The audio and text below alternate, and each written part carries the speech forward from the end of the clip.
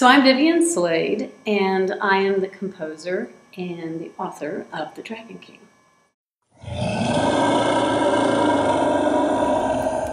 The Dragon King by Vivian Slade.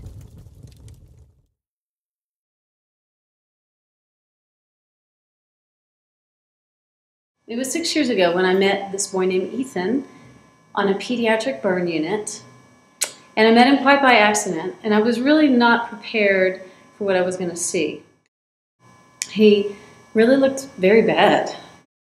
You know, and I thought, what do I do? What do I do?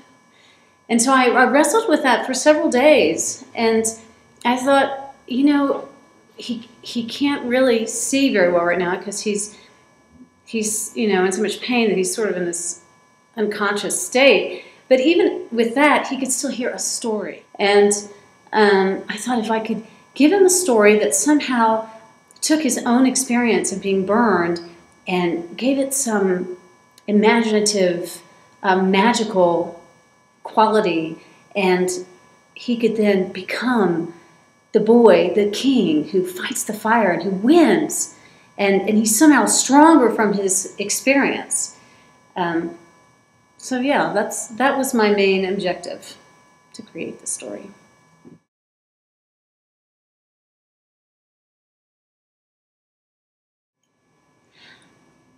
I love the dialogue between the dragon and the boy, because, you know, we have this idea of who this dragon is, and of course it's not such a great picture. You know, we think he's a terrible, monstrous monster, and then when we meet him, we realize that that's really not quite true, and that he is bitter and sardonic, but he is that way because he's had a hard life and he's misunderstood, and so he's sort of become what people think of him. And so when he meets the boy, and, you know, we see that the dragon actually does have heart. He tells the boy, you really should go. You really should leave while you can, because if you stay up here long enough, I'm going to lose my patience and I will eat you. I like the different layers of the dragon. And I like, especially when you get to the song, Time to Decide, we have this duet between the boy and the dragon. Annoy me, little pestering fly. I did not come to crow. I'll squash you for you, bat, and I can't wait little boy.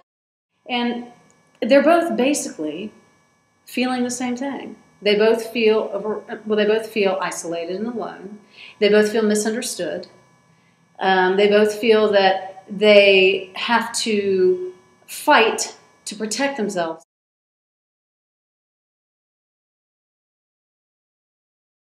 You know, we have the hero who struggles with himself and must face his fears, and we love that story. We love to see good, you know, vanquish, or good triumph over evil, right? So, in this story, you have the sense of what is evil, but really, what we thought was evil, the dragon, is just the other, and us not understanding the other.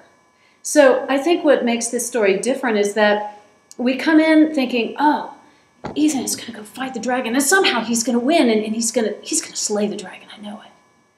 But he doesn't slay the dragon. And he also doesn't get through his experience unscathed. You know, he's terribly wounded, and he's different. So forever and ever, Ethan will always be different. But somehow, that makes him better. And I think that, you know, when we look at people, let's say someone with a disability, or someone that we can physically see that they are different, do we show them pity because they're different? Or do we understand that somehow their difference makes them strong in a way that we will maybe never be?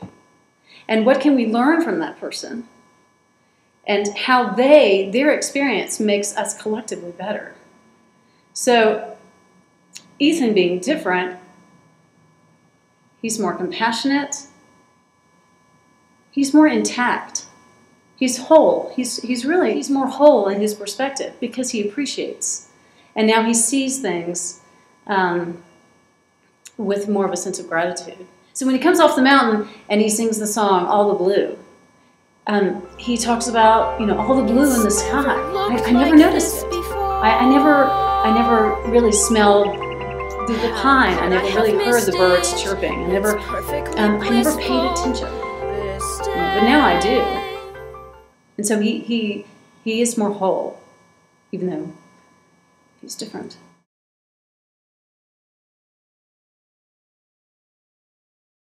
So, what would I attempt to do if I wasn't afraid? Wow. The world would be a different place.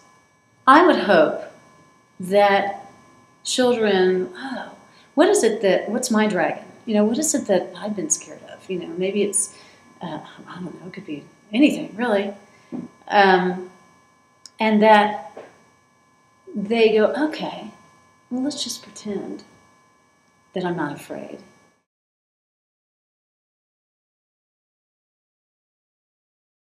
We would like to create, and no, scratch that.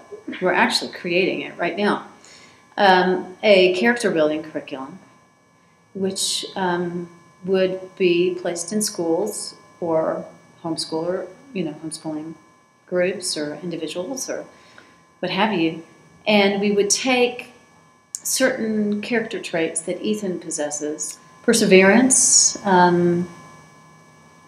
adaptability, optimism, compassion, forgiveness, integrity, respect. There are 12 of them.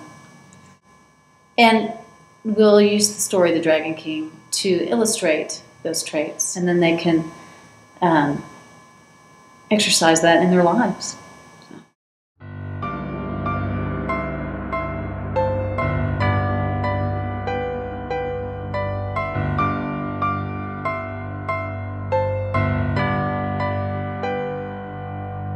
Some say seeing is believing,